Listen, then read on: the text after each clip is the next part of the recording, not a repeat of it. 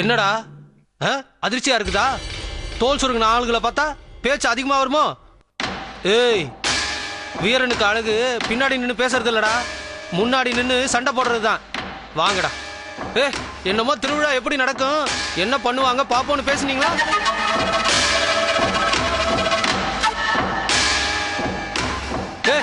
இத பாருடா, திருவிழால சண்டியர் தானத்தை காட்டுறதுக்கு முன்னாடி நான் இப்ப தனியா தாண்டா வந்திருக்கேன். என்கிட்ட காட்டுறா, உன்னை வீரன் ஒத்துக்கிறேன். வாடா. என்ன விட்டா பேசிட்டே இருக்க? பங்காளி வேணாம், அவசரப்படாத. ஏன்டா அமைதியா இருக்க சொல்ற? நம்ம 2 பேர் இருக்க, ஒத்தால வந்து நெஞ்ச நிமித்திட்டு நிக்கிறியா? இவங்க வரும்போது ஒத்தையாளத்தான் வருவாங்க. இவங்க மேல கைய வச்சுட்டோம், அப்புறம் அனந்தம் பின்ன ஊரே வந்து நின்னுரும். இத பாருங்கடா, அடிக்கணும்னு முடிவு பண்ணதுக்கு அப்புறம் அடிச்சு பண்ணோம். எதுக்கு யோசிச்சு நிக்கிறீங்க? பின்னால நடக்க போற விவகாரத்தை நினைச்சு பயம் வந்து பிடிச்சா? அது உனக்கு. அதுக்குதான் வந்து பேசி போலாம் வந்தியோ?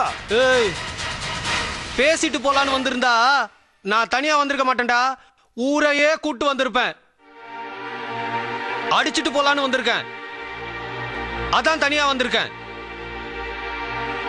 வாங்கடா பாப்போம். இத பாருங்க, நீங்க தேவையில்லாம எங்களை வம்புக்கு இழுக்கிறீங்க. வேணா.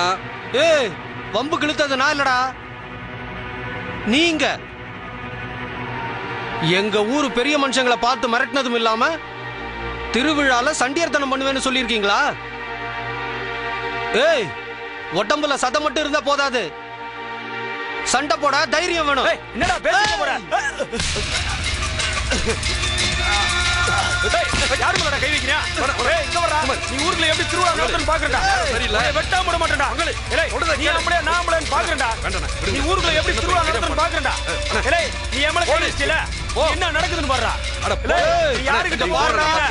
இன்னொரு தடவை யாரையாவது மிரட்டிக்கிட்டு திருவிழால போன வருஷம் தகராறு பண்ண மாதிரி இந்த ஊருக்குள்ள கால் எடுத்து வச்சுங்க, நடக்க கால் இல்ல, படுக்க உடம்பே இல்லாம பண்ணிவிடுவேன். அம்புட்டுதான்.